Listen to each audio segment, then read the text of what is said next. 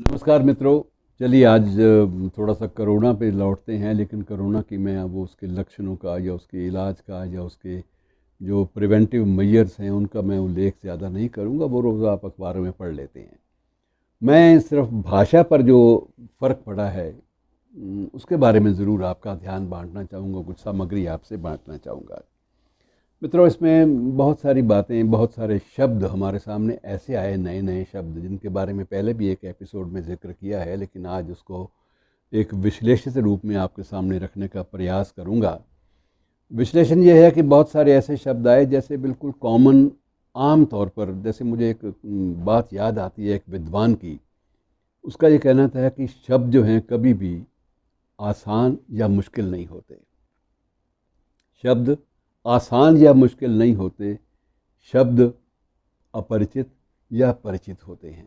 मसलन मैं आपको एक एग्जांपल देता हूँ। अब ये अनुलोम विलोम किसने सुना था 10 साल पहले? आम आदमी इसका प्रयोग नहीं करता था, संस्कृतनिष्ठ लोग प्रयोग करते थे, चंद विद्वान लोग इन शब्दों का प्रयोग करते थे। लेकिन अब गांव का आदमी भी बकौल ये कर्टसी रामदेव का ये, या वैसे कह लीजिए, या योग के बारे में जो जागरूकता आई है उसके बारे में उसको इसका श्रेय दे लीजिए। तो ये अनुलोम विलोम जो है ये एक ऐसे शब्द बन गए हैं जिनसे गांव का आम आदमी भी परिचित है और वो समझता है कि अनुलोम विलोम क्या होता है। अब उसको कपाल भाती का भी पता है। तो ये शब्द जिनका कभी सामने कुछ शब्द आए नहीं थे कभी भी, उनके बारे में पूरी तरह से लोग जान। और इन दिनों में जो शब्द जिन्होंने दस्तक दिए हमारी भाषा के दरवाजे पर, जो ऐसे प्रवेश आसानी से कर गए कि आम आदमी की ज़बान पे भी चढ़ गए, उनमें जैसे लॉकडाउन है, उसके बाद अनलॉक, सोशल डिस्टेंसिंग शब्द अपने आप में पूरा अंग्रेज़ी का शब्द है जिसका प्रयोग कभी भी हमने हिंदी या उर्दू या पंजाबी या बोलचाल की भाषा में कभी नहीं किया। क्वारंटीन शब्द के स्पेलिंग अब भी लोग गलत ठीक बोल जाते, लेकिन क्वारंटीन जो है वो आम आदमी की, गांव के आदमी की ज़बान पे भी चढ़ गया। इसी तरह से कंटेनमेंट जोन। अब कंटेनमेंट जोन शब्द अपने आप में पूरा एक विदेशी शब्द है, पूरा अंग्रेज़ी भाषा का शब्द है, लेकिन वो भी आम आदमी की ज़बान पे आ गया। ऐसे घुसे आइसोलेशन शब्द जो है वो ऐसा घुसा कि हमारे व्यवहार में, हमारे बर्ताव में, हमारी बातचीत का हिस्सा बन गया।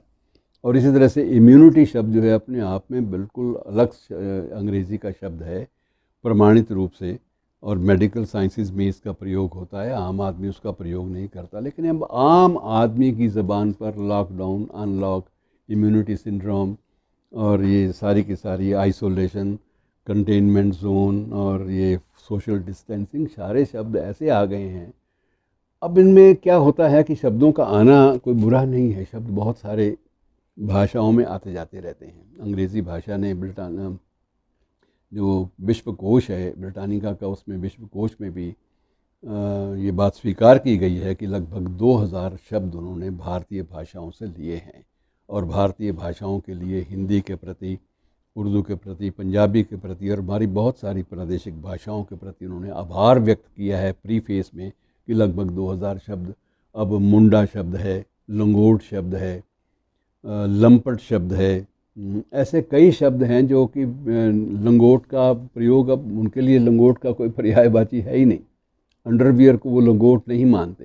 तो इस प्रकार से बहुत सारी चीज़ों का उन्होंने मूल स्वरूप अपनी भाषा में लेने के लिए हमारे 2000 शब्द ले लिए।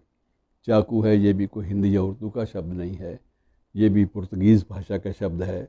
संतरा है, ये भी ना हिंदी का शब्द है ना उर्दू का शब्द है, ये भी विदेशी शब्द है, लेकिन आम प्रयोग में आ गए। अब बहरहाल इन कोरोना वाले शब्दों की बात करते हैं कि कई बार शब्दों के माध्यम से एक बड़ा आतंक भी हो जाता है। अब आतंक की बात ये हो जाती है कि जैसे पेंडेमिक, एक शब्द ऐसा बीच में आया, पेंडेमिक। अब पेंडेमिक जब शब्द आया तो लोगों ने, बड़ा आम आदमी ने और आधे पढ़े लिखे लोग जो मेरे जैसे हैं, उन लोगों ने समझा कि पता नहीं क्या ख़तरनाक चीज़ आ गई, पेंडेमिक, ये को बहुत ख़तरनाक बीमारी होगी। लेकिन जब उनको पता चला कि पेंडेमिक का मतलब महामारी है, तो महामारी और वबा जो है उसके लफ्ज़ों के माध्यम से बड़ी आसानी से उन्होंने राहत ली, जैसे बहुत चैन पड़ गया और पेंडेमिक के नाम से एक आतंक खड़ा हो गया था। और ये आतंक की जो स्थिति है, ये कई बार बहुत ज़्यादा ख़राब भी करती है। जैसे कुछ एक शब्द ऐसे भी हैं, जैसे अब तालाबंदी शब्द है। अब ये आसान कंपैरेटिवली लगता है, लेकिन अब लॉकडाउन जो है ये लगता है कि जैसे आघात सा किया है। तो बहुत सारे शब्द ऐसे हैं जिनका जो प्रयोग है वो बड़े अजीब ढंग से होता है। और वैसे जब मास्क है, मास्क का ऐसा प्रयोग शुरू हुआ है कि अब आम आदमी मास्क के बिना ना चलता है, ना बोलता है, ना। कई बार तो घर में भी लोग मास्क पहन के, और अब लोग ये मांग भी करने लगे हैं मजाक में कि काश कि इसमें कुछ छलनी होती, हम इससे मास्क पहने पहने चाय पी सकते या लस्सी पी सकते। वो भी मुमकिन खैर नहीं हुआ। और इस बात की कोई पाबंदी भी नहीं है, लेकिन सिर्फ पब्लिक प्लेस पे आप जाएं तो आपको अपना वो ढकना पड़ता है, चेहरा जो है वो मास्क के साथ। एक वक्त था जब मास्क पहने कोई व्यक्ति निकलता था तो पुलिस जांच के लिए कहती थी। आतंकवाद के दिनों में मुझे याद है, पंजाब में आतंकवाद के दिनों में, कि आप अपना ये चेहरे पे जो लपेटा हुआ है नकाब, इसको उतारिए ताकि पहचान हो सके। इवन कारों के शीशे जो अगर किसी के काले हैं किए हुए तो उसको भी वो उखाड़ा जाता था, इसलिए कि इसकी आड़ में कहीं आप लोग छुप कर, कोई अपराधी तत्व तो छुप कर नहीं जा रहे। तो उस वक्त पहचान का एक तरीका ये था कि ये नकाब ना पहनी हो। और अब अगर आपने नकाब नहीं पहनी हुई, मास्क नहीं पहना हुआ, तो आपको 2000 रुपये तक का जुर्माना भी हो सकता है, और इससे बड़ी सज़ा भी, अगर आपने बदतमीज़ी की इस बारे में कोई, तो बड़ी सज़ा भी हो सकती है। और हो सकता है कोई पुलिस वाला अक्कड़ हो तो आपकी पिटाई भी कर दे, या आप आगे से बोलें और वो बर्दाश्त ना करे। हालांकि अब ये वो पिटाई वाले एपिसोड पुलिस ने भी कुछ हद तक स्थगित कर रखे हैं, काफ़ी लंबे अरसे तक पोस्टपोन किए हुए हैं। कब तक हैं, दुआ करिए कि ये पोस्टपोन ही रहें। तो बहरहाल मतलब यह है कि भाषा का अपना एक आतंक होता है, लेकिन जब आप उसका सरलीकरण करते हैं, जब आप पेंडेमिक की बजाय महामारी शब्द का प्रयोग कर लेते हैं, तो वो आसानी से समझ में आ जाती है और बहुत बड़े तनाव से मुक्ति मिलती है। और इस प्रकार से भाषा, जो अब ऑनलाइन एजुकेशन के बारे में, शिक्षा के बारे में, अक्सर ये चीज़ें संभव नहीं दिखती थी कि ये कभी हो सकता है, लेकिन अब सिर्फ वही हो सकता है जो कभी हो सकता है वाली संभावनाएं या आशंकाएं थी, वो अब निश्चितता में बदल गई हैं कि अब यही होगा।